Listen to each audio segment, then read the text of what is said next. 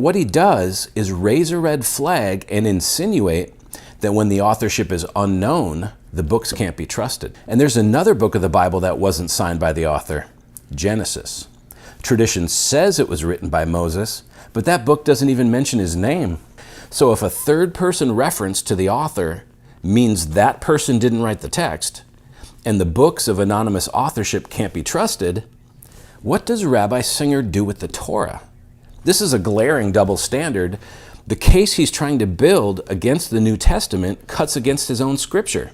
If Christians did not make the claim that we have in the Gospels, four eyewitnesses to Jesus' life, death, and resurrection in Matthew, Mark, Luke, and John, then no one would say a word. Christians bring this ridicule upon themselves.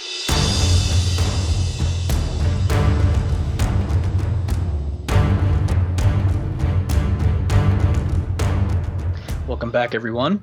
This is another episode of the Exodus Project. I'm joined today with Rabbi Tovia Singer. He is known for his work with Outreach Judaism. He has the 2-volume book set, Let's Get Biblical. It is linked in the description to this video, so pick yourself up a set of his books. They're a brilliant resource. So, Rabbi, welcome. There's something rather fascinating I would like to share with you today. Just get your thoughts, see what you have to say about it. But before we get started, everyone, hit that subscribe button, turn on the notifications, and give Rabbi Singer and I a big thumbs up. A few weeks back, Rabbi Singer had a debate in Nashville with a professor named, I'm not sure of his first name, Solberg. I know his last name is Solberg. Well, recently on YouTube, this Professor Solberg has been really posting some rebuttals, I guess, to or re-explanations of topics that came up during the debate. I had the opportunity to be in the United States going back a little bit. It was a very exciting series of programs. Spoke in Dallas, a whole series of programs in Dallas. That was fabulous. Cincinnati was amazing. The highlight of the whole tour was no doubt the debate in Nashville. And that debate just transformed so many lives. It was a very exciting event where I had the opportunity to debate Professor Rob Solberg.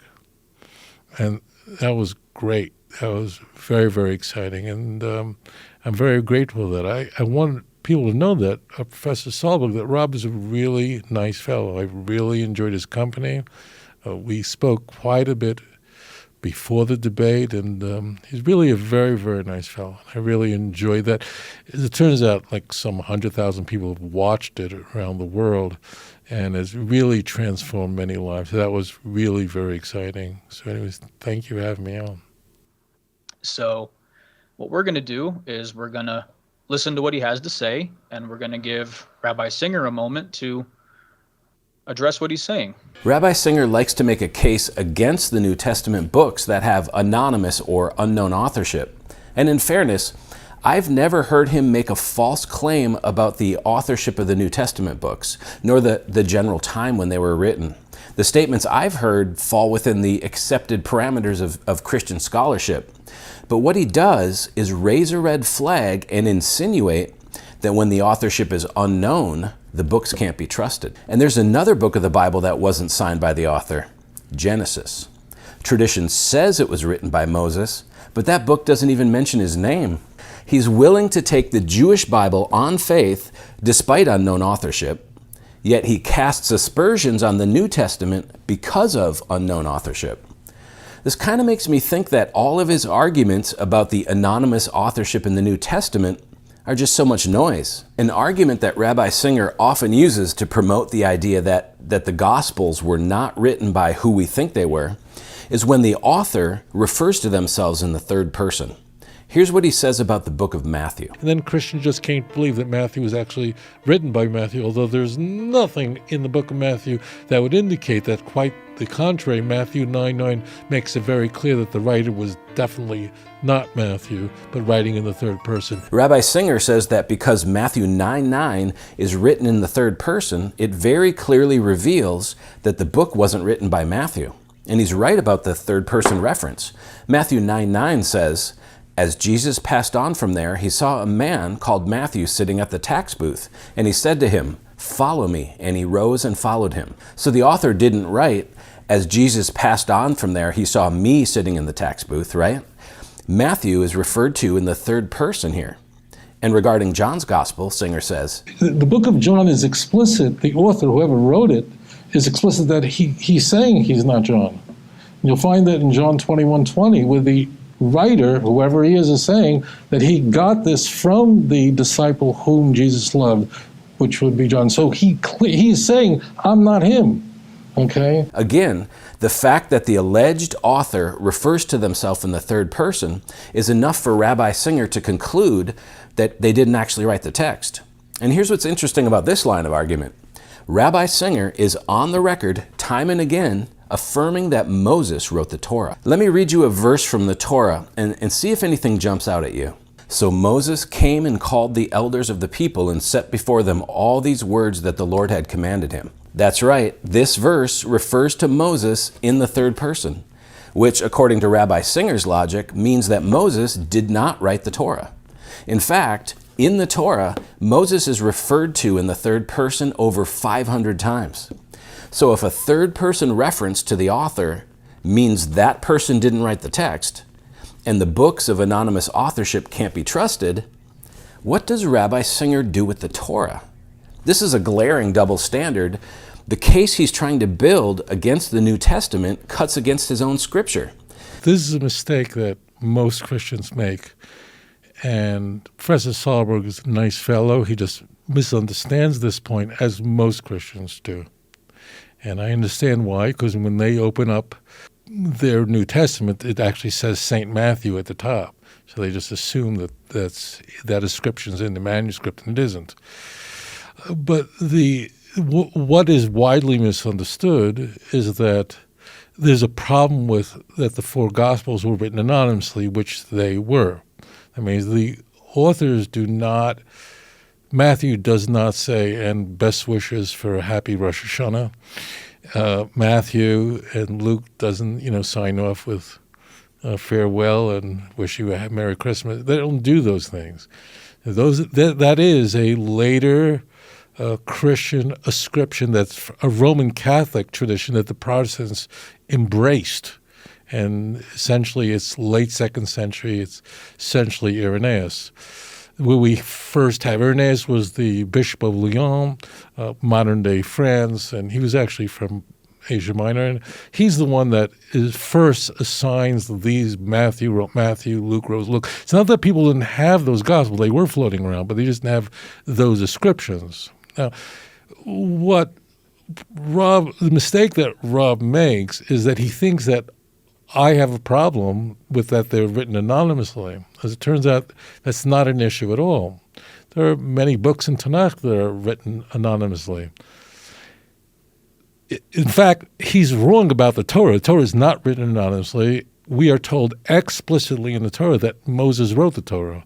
In Deuteronomy chapter 31, verse 9, "Vayichtav Moshe es ha-Torah zos," and Moses wrote down this Torah. The Torah does tell us exactly who wrote it. But we can go on forever on this. Deuteronomy 31:24, where it says, "Vayhi k'chalis Moshe lichtav es divrei ha-Torah zos al ha-sefer." It says literally, when Moses was finished writing all the words of this Torah into a book. It literally says that.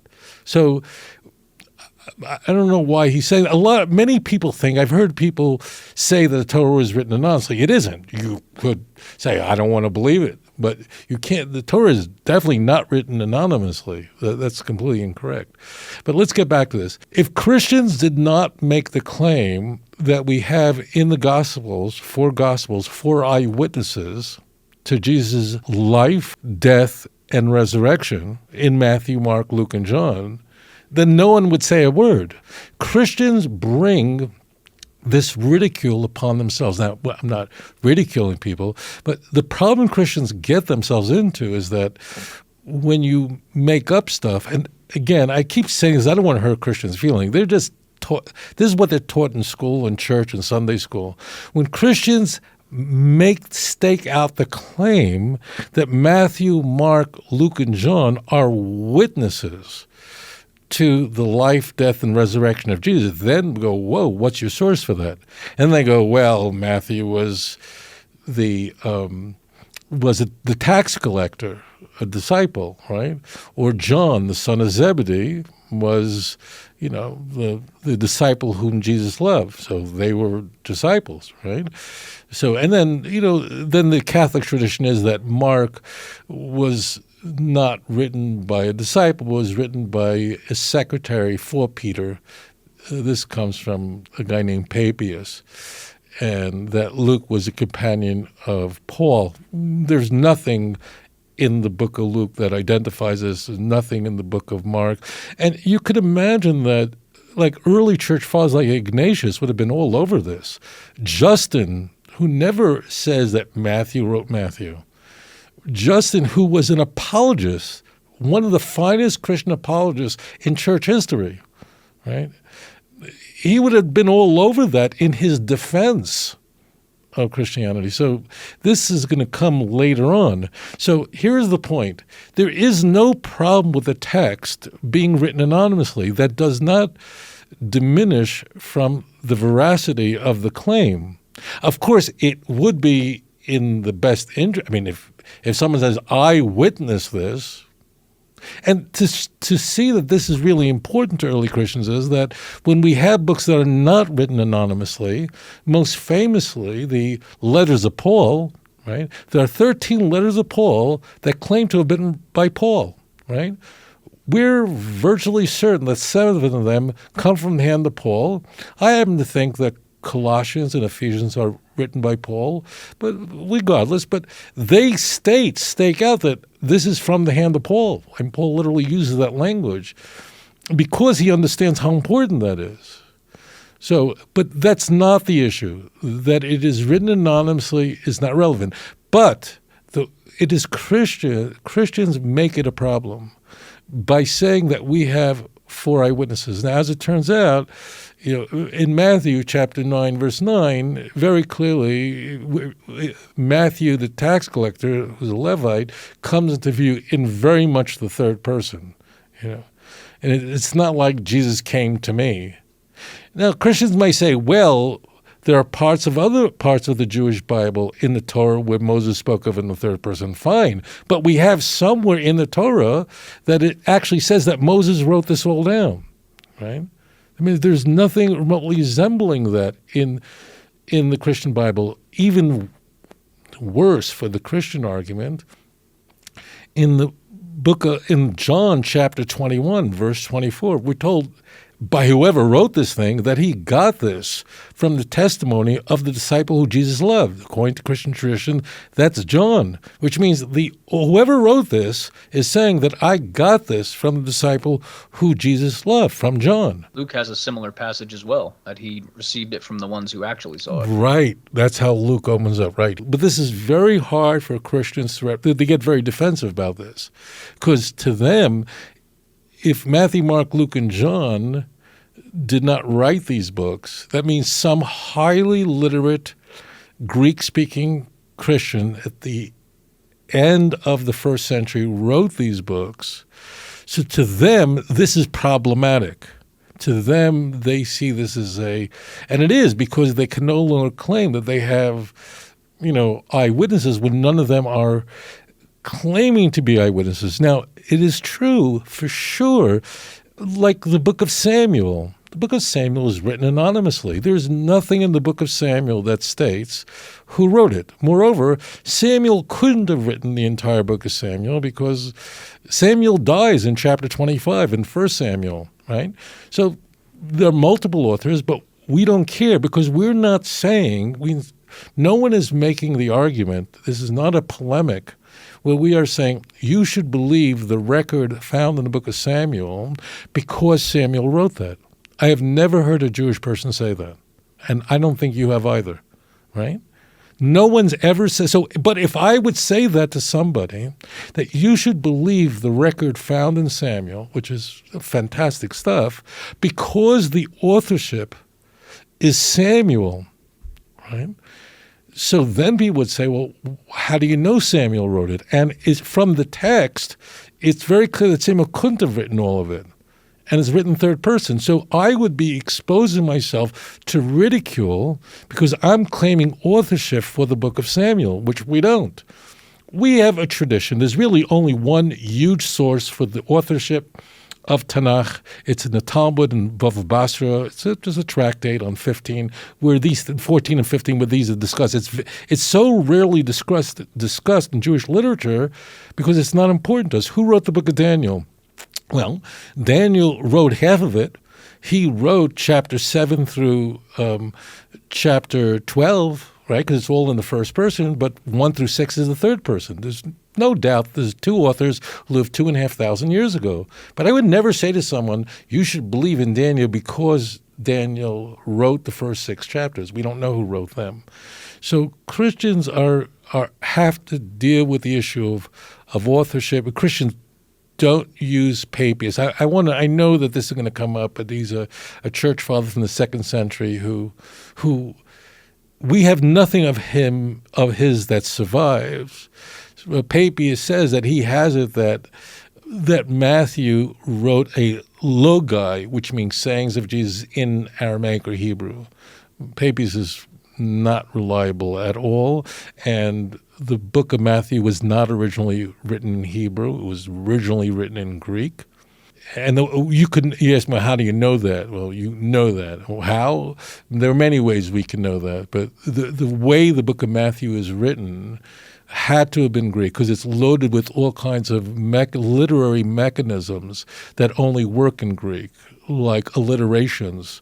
That means where you have it's kind of like she sells seashells at the seashore, that repeating consonant. So for instance, when we go to Matthew chapter 5, it's important to know this. So you have the Beatitudes, right, in those first dozen passages. So the Beatitudes are all in alliteration, and they work really nicely in Greek. But the moment you translate them into any other language, the alliteration collapses. So people just don't get. This is why I care about Christians, because I know where they're coming from. They become very defensive about that these texts are really anonymously written. The reason is that a very important polemic to them to say, well, we have 4 eyewitnesses to the death and resurrection of Jesus. No, you don't. And if they'd stop saying that, which they're not going to, then no one's going to point out that these books are anonymous. So, and I would not tell someone that the book of Ruth, you should believe in it because it was written by Samuel. How do you know? Right? You don't know. So I would be exposing myself to ridicule if I said you should believe in the book of Samuel because it was written by the great prophet, which no one would do that. So that's really the point there. And the part about the Torah, Moses is spoken of in the third person in Torah. But we are told in the Torah that Moses was the greatest prophet and wrote everything down as God told him. And the text itself says that Moses wrote the Torah. We have no parallel to that in Lahavdil, the gospel. So don't compare them, because if you do, you're exposing yourself to ridicule. It's factually incorrect, and that's really where the issue comes from. Adon olam asher malach b'terem kol yetzir nivra v'et nasa